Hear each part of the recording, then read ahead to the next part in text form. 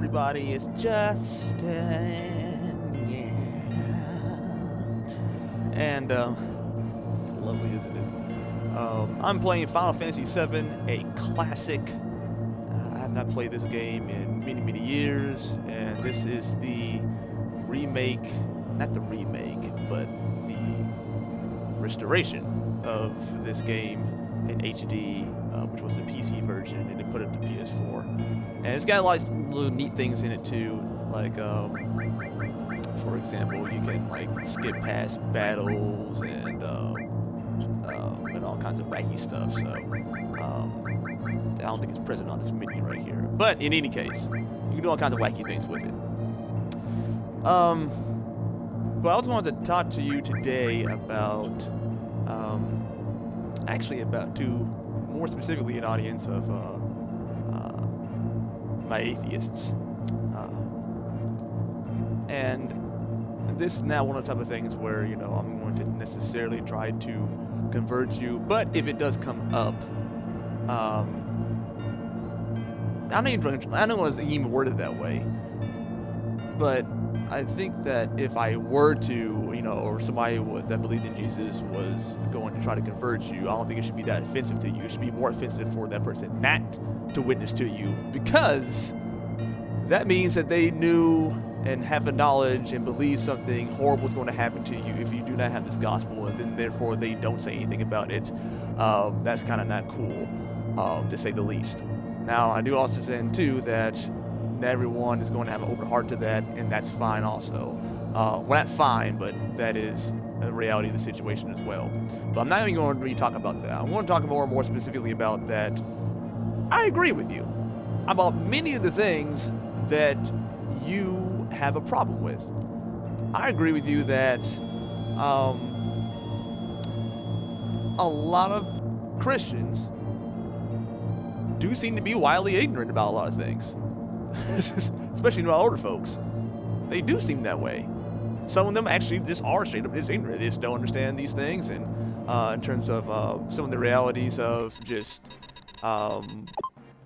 basic natural functions and things like that. So I get that. I get the fact that, you know, when you read this Bible, you know, that there's a lot of really rough stuff in it, and it's kind of like, well, how can a loving God, you know, do this? These shadows are terrible, like giant circles. Anyway, but how can a loving God do this and do that? You know, and you're claiming one thing that He's loving, and yet at the same time too, you're seeing Him give these commands and these orders about, you know, slaughtering this and all this other type of stuff. You know, so it's kind of like, well, what the heck? I get those objections. I really, really do. And I agree with what you're saying to a large degree also. I agree with blindly following something where you have to check your brains by the door and then saying that's a good thing and saying that's something that I should do or someone else should do. I can't disagree with those things. I really can't. I just got shot. But the only thing that I truly disagree on is simply throwing the baby out with the bathwater. That's the only part that I disagree with, is simply that. Like, when I became a Christian, when I truly became a Christian, when I came from the religion, from the religion down to the actual experience of God, and it talks about the experience of God. When I actually looked at it and looked at what things were being told and said and what the Bible was actually saying and things like that, I began to understand something that, as Paul Washer said, he's a preacher that is usually is a missionary, but he talks about how almost 95% of American Christianity is almost totally wrong. So it's like, a lot of times there is this, I'll say this, a Sunday school understanding of the Bible, how it works, what it is. It's kind of like, you know, you're told your whole life that Jesus is your best buddy and everything, and that you get with Him, you know, He's going to take care of you, He's going to be Superman, He's going to defend you from all these things, etc., etc. And yet, you know, well, how come Jesus didn't save my mom who died of cancer? You know, like, if you're taught that kind of stuff in Sunday school and things like that, you know, then it's no wonder that you and anybody begin to reject that version of God. And here's the funny thing is, yeah, you're right. That version of God doesn't exist. That's what the crazy thing about this whole thing is that this version of God that a lot of people are talking about actually does not exist. This buddy Jesus, this entity that's going to take care and fix all your problems and everything, you know, no, that does not exist. And that in the context of what we're thinking about, and that in the context of a lot of things. So I get it, but I think it's good to go back and not just assume that everyone is stupid, because I think that's pretty arrogant and pretty silly also, you know. And I think that a lot of times, just as a Western culture, we automatically assume that we're always right. We're like the Coke of information, right? So if it's not lining up with what Western science, philosophy, etc., is talking about, then automatically they're stupid, or they're, you know, they're not enlightened like we are. You know, we went through this Enlightenment era, so, you know, and some great things came from that, and some not so good things came from that as well. But I can't call the rest of the world, I don't think that anyone should call the rest of the world stupid for believing in things that they simply can't explain.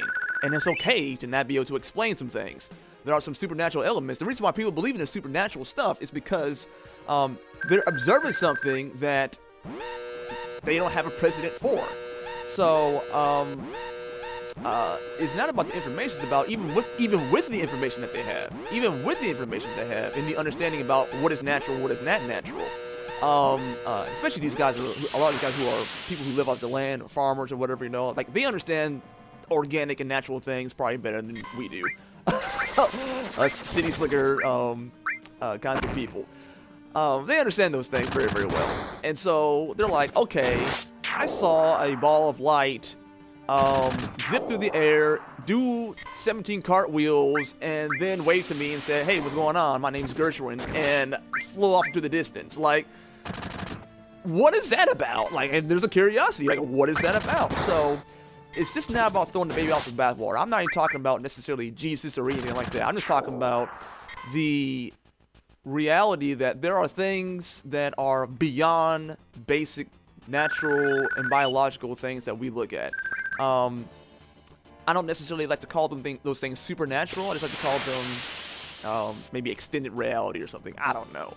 But I believe that there are different dimensions to our reality. There are different understandings of these things, and it's just not about throwing that baby with the bathwater. Even a lot of astronomers believe, astrologers believe in, and people in astronomy believe that there is some measure of God, some kind of deity, something out there. They just don't know which one, and then because they're looking at the order of the universe and things like that, you know, and they can conclude that the probability or possibility of these things randomly occurring, you know, and breaking down reality even to its smallest, most minute detail does not explain its existence within itself. So, you know, I get why a lot of people are upset about the church and it failing miserably in so many ways. I get those things. I truly, truly do. But to be an objective thinker is kind of like, let me just examine this evidence. Wherever it takes me is where I'm going to go. And that's the way I approached Christianity as I got older. So I just was kind of like, okay, whatever the evidence is going to take me, let it take me there. And so it came to this thing where I was like, okay, I looked at the Bible, I looked at what was going on, looked at what the four horsemen in terms of the atheists were saying. Got Dawkins and I forgot the other names. I'm sorry. But I looked at what they were saying, looked at what the Quran was saying, looked at all these different books and everything, because I wasn't convinced that the Bible was like the unerring word of God. I wasn't convinced of that. But I grew into that. And through my experience, my first-hand experience with Christ, rather than the second-hand experience of, you know, having mom tell me these things or whatever, that when I experience him for myself with an open heart, then that's when these things came together. So I'm not saying that you're crazy. I don't want you to ever think that you're crazy, because a lot of the arguments that you do have, concerns you have about like doing things like committing intellectual suicide just to believe in something, you know, you've never seen before. I understand that, I get that, and you shouldn't do that. Absolutely shouldn't do that. But begin to explore again, because to assume that your Western understanding of everything is a correct one automatically because it is Western, and to call the rest of the world stupid, or intellectually inferior, or whatever it is, no, these people know what they're talking about too. They see things, they experience things that are weird and that they can't explain. And putting that much faith in science is, you know, when you're kind of becoming, having your own kind of religion in a way too. So, that's all I've got to say about that.